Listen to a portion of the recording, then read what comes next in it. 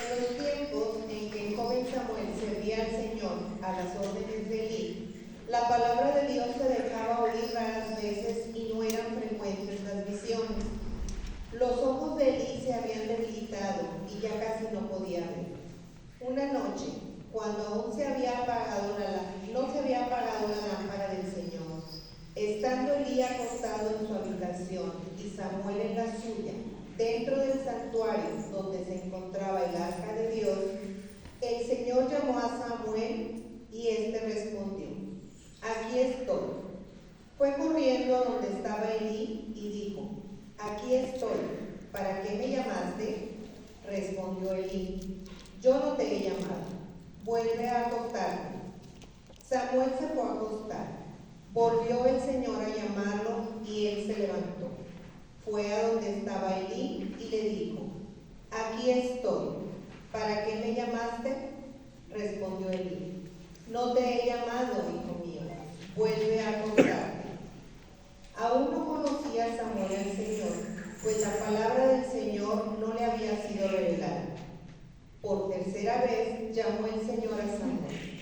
Este se levantó, fue a donde estaba Elí y le dijo: «Aquí estoy, ¿para qué me llamaste?». Entonces comprendió Elí que era el Señor quien llamaba al joven y dijo a Samuel: «Ve a acostarte, y si te llama alguien, responde: Habla, Señor, tu siervo te escucha». Y Samuel se fue a acostar. De nuevo el Señor se presentó y lo llamó como antes: «Samuel, Samuel». Este respondió: «Habla, Señor, tu siervo te escucha». Samuel creció y el Señor estaba con él, y todo lo que el Señor le decía se cumplía. Todo Israel, desde la ciudad de Dan hasta la de Bersabá, supo que Samuel estaba acreditado como profeta del Señor. Palabra de Dios. Te alabamos, Señor.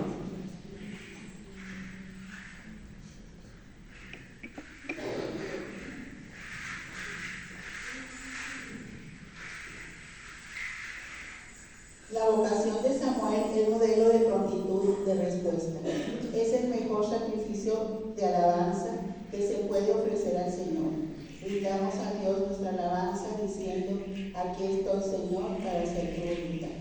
Aquí estoy, Señor, para hacer tu voluntad.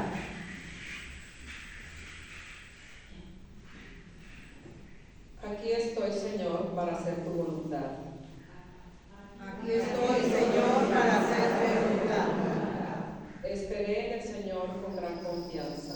Él se inclinó hacia mí y escuchó mis plegarias. Dichoso el hombre que ha puesto su confianza en el Señor y no acude a los idólatras que se extravían con engaños. Aquí estoy, Señor, para hacer tu voluntad. Sacrificios y ofrendas no quisiste, abriste en cambio mis oídos a tu voz. No exigiste holocausto por la culpa, así que dije: aquí estoy. Aquí estoy, Señor, para hacer tu voluntad. En tu libro se me ordena hacer tu voluntad. Esto es, Señor, lo que deseo, tu ley en medio de mi corazón. Aquí estoy, Señor, para hacer tu voluntad. He anunciado tu justicia en la gran asamblea. No he cerrado mis labios, tú lo sabes, Señor. Aquí estoy, Señor, para hacer tu voluntad.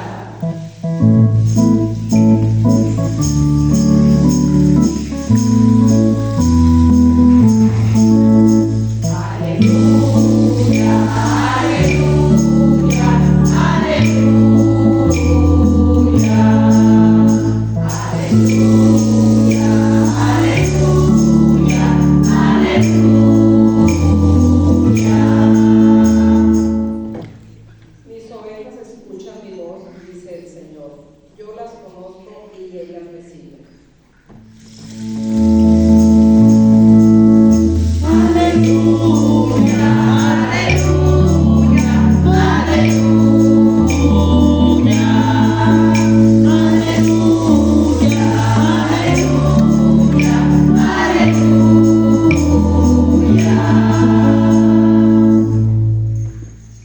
El Señor esté con ustedes. Y con tu espíritu. Proclamación del Santo Evangelio según San Marcos. En aquel tiempo, al salir Jesús de la sinagoga, fue con Santiago y Juan a casa de Simón y Andrés. La suegra de Simón estaba en cama, con fiebre, y enseguida le avisaron a Jesús. Él se le acercó y tomándola de la mano, la levantó. En ese momento se le quitó la fiebre y se puso a servirles. Al atardecer, cuando el sol se ponía, le llevaron a 2 enfermos y poseídos del demonio, y todo el pueblo se apiñó junto a la puerta. Curó a muchos enfermos de diversos males y expulsó a muchos demonios, pero no dejó que los demonios hablaran, porque sabían quién era él. De madrugada, cuando todavía estaba muy oscuro, Jesús se levantó, salió y se fue a un lugar solitario, donde se puso a orar. Simón y sus compañeros lo fueron a buscar, y al encontrarlo le dijeron: todos te andan buscando. Él les dijo: vamos a los pueblos cercanos para predicar también allá el Evangelio. Pues para eso he venido. Y recorrió toda Galilea, predicando en las sinagogas y expulsando a los demonios. Palabra del Señor. Gloria a ti, Señor Jesús. ¿Gustan sentarse un momento, por favor?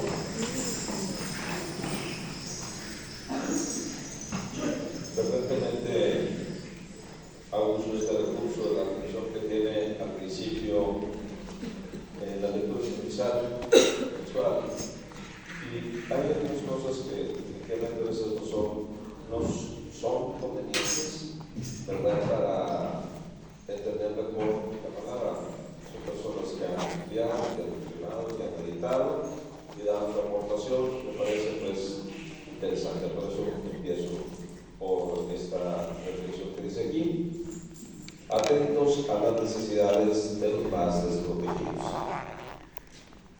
La sensibilidad ante las necesidades de los más pobres y excluidos es el primer paso para una práctica generosa de la solidaridad.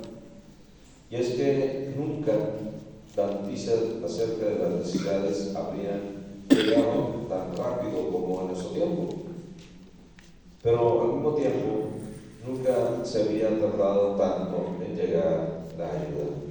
Más aún, la percepción de las necesidades es pasajera. Se ven rápido y se olvidan pronto. De ahí la importancia de, a propósito de la curación de la suegra de Pedro por parte de Jesús, percibir por una parte que una de las mejores maneras en que los recién llamados a seguir a Jesús pueden ir ensayando aquello de ser pescadores de hombres es precisamente percibiendo la necesidad de los más desprotegidos. Los recién llamados son, con mucha probabilidad, los que avisaron a Jesús. Están lejos de ser espectadores del sufrimiento de aquella mujer. No reduce su actitud a comprender el hecho. Para Marcos, esta actitud de los discípulos es el primer paso para que Jesús obre el milagro de su salvación. Hasta podríamos decir que su actitud es ya el comienzo del milagro.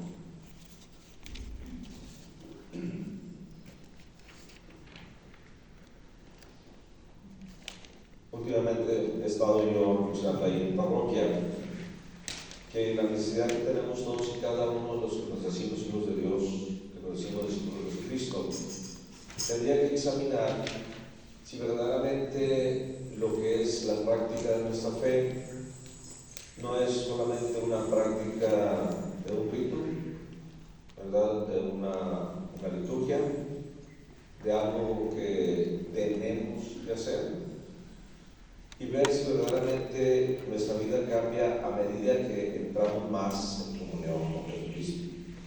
¿Qué quiere decir eso? Dicen que del conocer nace el amor. pregunta sería si yo conozco a Dios, si yo conozco a Jesucristo, si yo conozco al Espíritu Santo, si conozco a María Santísima, que ahora estamos celebrando de manera especial. Y ver si verdaderamente tengo un trato personal con Dios.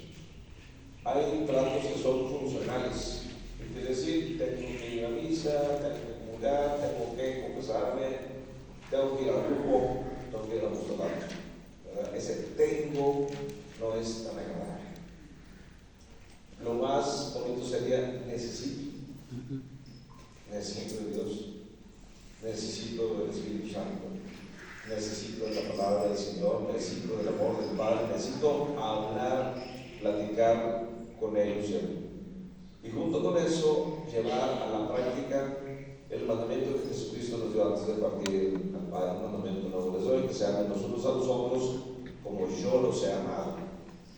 Y yo siempre les pregunto, ¿saben ustedes cómo les ama Dios? ¿Sienten el amor de Dios?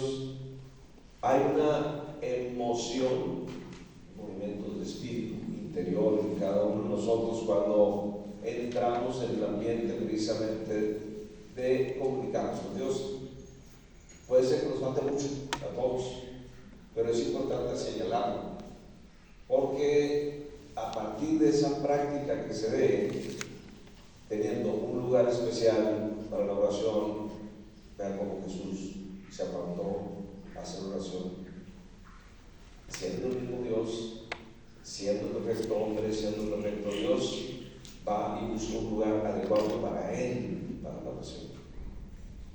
Deja a un lado un momento a las demás personas que están cerca de él, que inclusive son sus discípulos, pero lo que le importa en primer lugar es esa comunión entrañable de la cual ha disfrutado siempre desde toda la eternidad y que no quiere pasar ningún momento en que se descuide ese comunión con el Padre. Podemos ver nosotros que aunque nosotros tengamos ese deseo de hacerlo, hay muchas cosas que nos pueden distraer. Pues, las cosas que tengo que hacer, los compromisos que tengo, las necesidades personales, familiares, las cuestiones de salud de mi familia, no sé cuántas cosas pueden en un momento determinado distraernos. Tendríamos que buscar un momento adecuado para tranquilizarnos en el aspecto cualquiera que este sea de los que acabo de mencionar y dedicar un momento específico para Dios, un lugar especial, una hora especial, para que ese sea mi lugar de encuentro con Dios, en mi casa. Si después ese lugar de encuentro es precisamente en la celebración de la misa, en algún retiro, en una meditación que tenga yo con un grupo al que pertenezco, formidable. Pero se necesita algo individual, personal, que no es excluyente. ¿Qué quiere decir? No es ni Dios y yo, sino es Dios y nosotros. Y cada uno de nosotros tenemos que poner una atención específica a aquello que Dios quiere. El Evangelio del día de hoy, para la primera lectura, nos habla de alguien que escucha la voz de Dios. Puede ser que nosotros no hayamos hecho caso en muchas ocasiones el llamado de Dios, puede ser, ¿verdad? Pero en el momento que tú sientes que es Dios el que te llama, tendríamos que decir lo mismo: aquí estoy, Señor, para hacer tu voluntad. Esa disponibilidad es la que todos necesitamos tener, esa sensibilidad del que Dios quiere nosotros es lo que necesitamos tener. Todos los santos nos dan ejemplo de disponibilidad a la gracia de Dios. María Santísima dice: he aquí, esclavo del Señor, hágase en mí según tu palabra. ¿Quién puede decir eso? ¿Quién puede repetir eso así, con esa transparencia, con esa sinceridad, con esa disponibilidad que tiene María? Puede ser que no todos. Y sería bueno meditar precisamente en eso. Eso que Samuel hace, que ya desde antes había sido consagrado para el servicio de Dios, es un hijo verdaderamente fruto de un milagro de Dios, que su madre lo ofreció para que fuera a servir en el templo todos los días, ¿verdad? Y a él no se le había revelado todavía la palabra.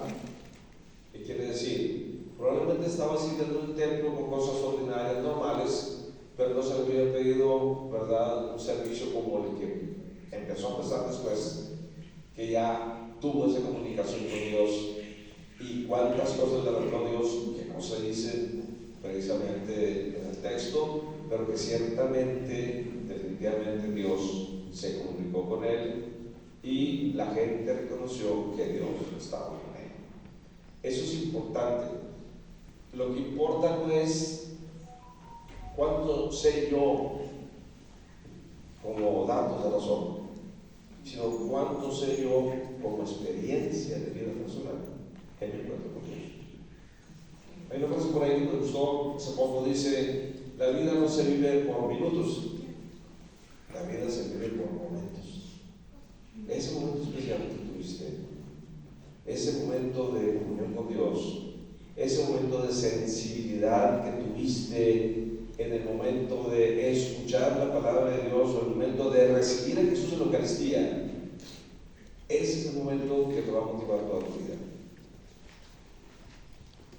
Basta un segundo de sentir la gracia de Dios dirigida a ti de una manera especial, como para que ese segundo de gracia, ese segundo de movimiento interior que te da Dios, rija toda tu vida.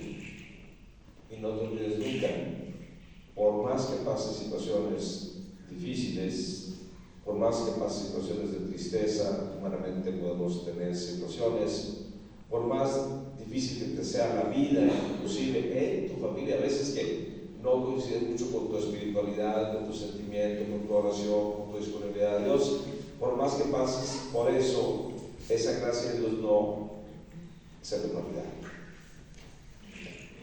Y no solo eso, en los grupos, todos somos deficientes, todos tenemos debilidades, todos tenemos distracciones, y en un momento determinado no somos como somos.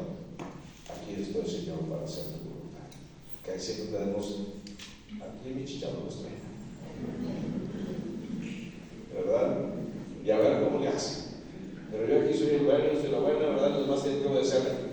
El único que tenemos que obedecer es a Dios.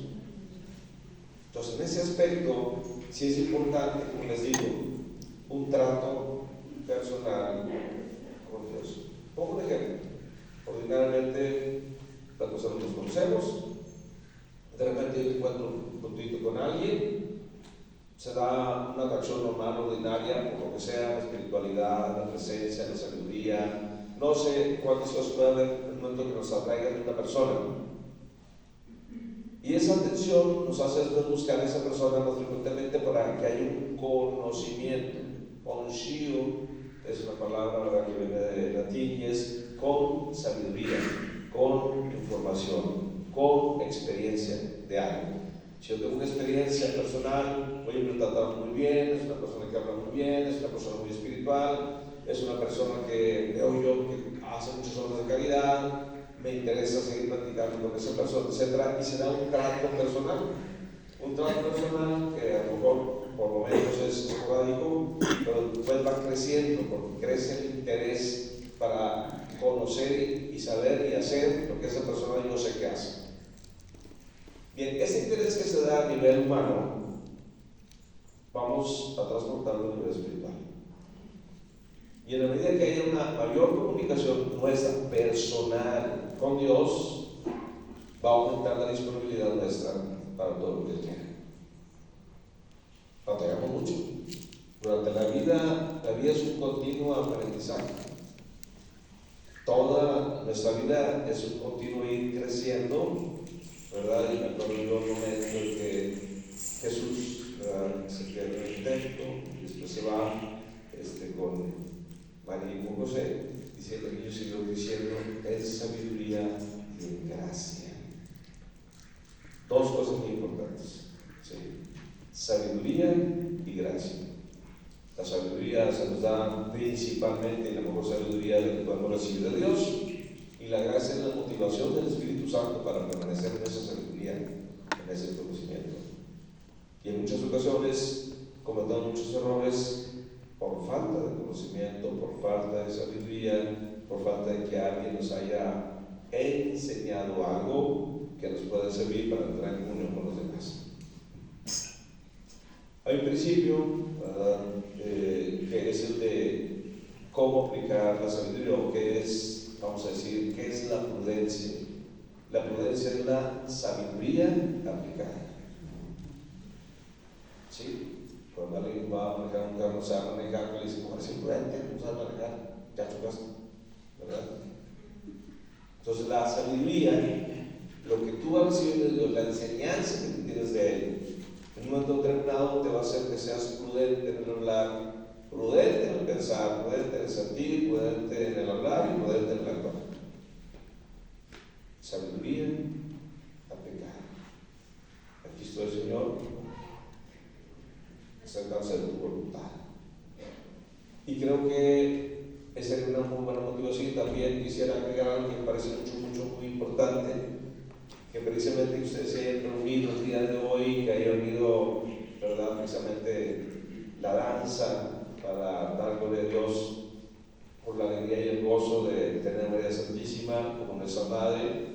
Lo recordamos el día 1 de enero, ustedes lo recuerdan el día de hoy, me parece extraordinario, ¿verdad? Y creo que ella es una fuente de sabiduría y de gracia, sobre todo a partir de haber sido Madre de Dios, y luego a partir de que se le ha encomendado una filiación adoptiva de todos y cada uno de nosotros.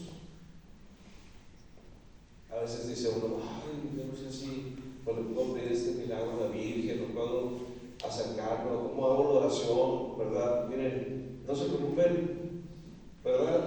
Porque así como una mamá está atenta a los hijos, siempre de día y de noche, ¿verdad? Así María Santísima está atenta a nosotros. Ustedes no digan, ay, no le he hecho ninguna oración a María Santísima, ahora qué va a pasar. Tu amor es muy pequeño con respecto al amor que ella tiene. Y aunque tú no te acuerdas de ella, ella sí se acuerda todos los días de ti. Y te está vigilando para que vayas por el camino que es el que te conduce precisamente al Padre, que es Jesucristo. La encomienda que le hace a María Santísima es una encomienda que va definitivamente envuelta en una gracia especial. ¿Qué quiere decir? Tiene atención y conocimiento de todos los seres humanos, de todos los tiempos, hasta que llegue el momento de entrar en la resurrección. Y no importa dónde estés, qué estás haciendo, aunque tú digas, no me he hablado con María Santísima, no me he acercado a ella está siempre cerca. Porque es una encomienda que hace su hijo. Y no solamente le da la encomienda, le da la gracia. Después yo unos ejemplos precisamente el día primero, cuando yo les dije en mi parroquia, una mamá está íntimamente unida con sus hijos, entrañablemente unida, espiritualmente unida, tal es así, se van los esposos a dormir y están en la cuna en alguna otra habitación, basta que se despierte el niño, la mamá ya está atenta, a ver qué le va, a ver qué le pasa. Inclusive estando lejos, hay personas que dicen, ¿qué le pasó a mi hijo ahorita? No sé, siento algo, siento que necesito comunicarme con él, a ver dónde está, qué le está pasando, e inmediatamente se dan cuenta que sucedió algo. Es una gracia muy especial que tienen las mamás, pero es una gracia que tienen que aprovechar, porque hay mamás que nada más son mamás biológicas, pero no son mamás completamente, integralmente en el espíritu. Y cuando una mamá ama tanto a sus hijos, los siente siempre pequeñitos. Mi hijito tiene 50 años, es cierto, ¿verdad? Ay, mi hijito, ¿qué tal? ¿Cómo que mi hijito? Sí, es un hijito para ella. Él vive bien. Bueno, entonces, esa es una gracia muy especial para las mamás.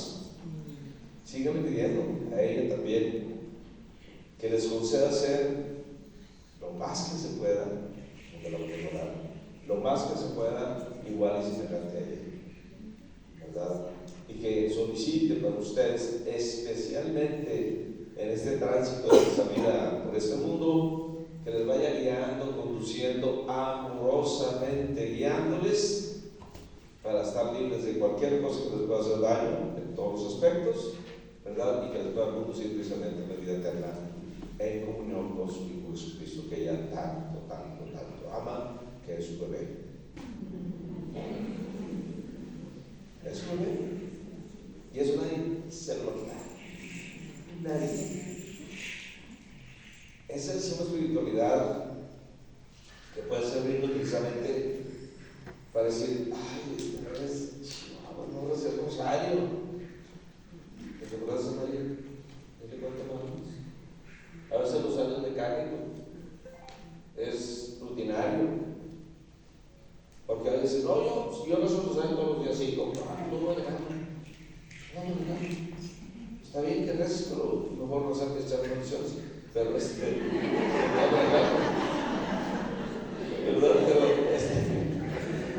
que esa espiritualidad tuya sea, es decir, no he tenido un tiempo largo para dedicarme a hacer restauración, pero este momentito es lo que quiero decir a mi mamá María, te amo. ¿Qué hacen con los cuando dice eso? Uno de ustedes. ¿Qué te tomas?